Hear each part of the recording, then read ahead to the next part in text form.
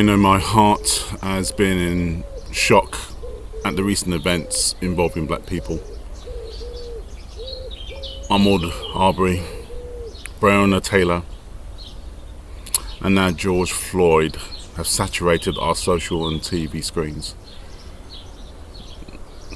For me, the George Floyd situation was harrowing.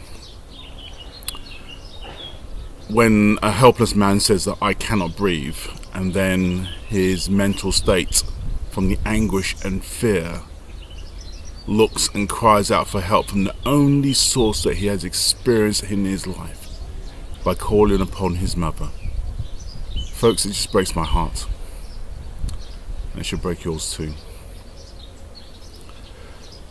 I have been lost for words to say anything, if anything, on these subjects. However, I've strongly come to the view that leaders should not be silent.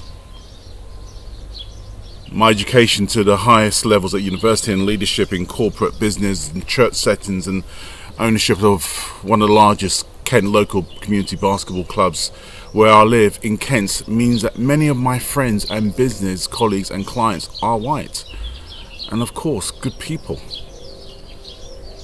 So I want to speak to my friends and business colleagues. I understand that you do not feel that you can participate in the discussion. And yes, it is very, very hard to empathise with racism. It's difficult for me to explain that as a young child a brick is thrown into the window of a house your father's obtained because it was the biggest on the street and no other black families were there. It's difficult to explain as a adult why should a policeman vehicle follow you all the way from the town to your house in an affluent village because I have not seen a black man in the area driving a nice car. It's difficult to understand how your wife has to threaten to sue the butt off her head teacher in order for them to take action against a 6 to 7 year old and his parents for racially abusing your child. And who even has the gall to say that we should move our child to another school? And of course it is difficult to explain to you that sometimes on the train at a station in Leafly, Kent, you see the train fill up and know that the seat next to you will be probably one of the last to be filled. But it's encouraging at the same time to see folk come up to you in a church and explain that they've been convicted of racism because you have treated them with kindness and respect as a human being. So yes, it is hard. It's hard to participate in the conversation. I do empathise with you.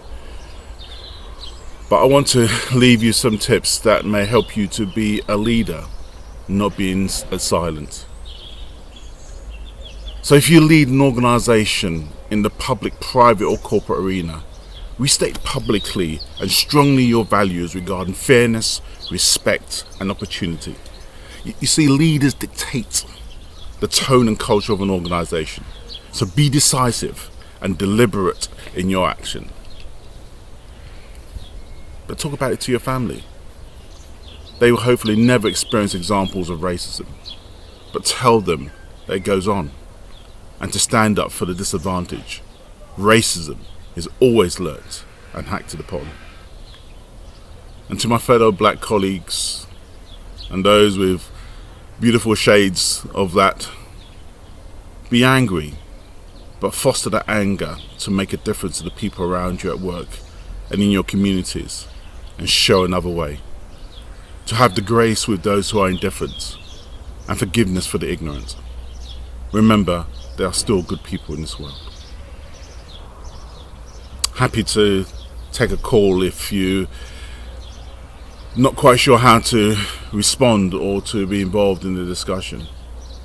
Regardless of whether you like it or not, we're all in this together.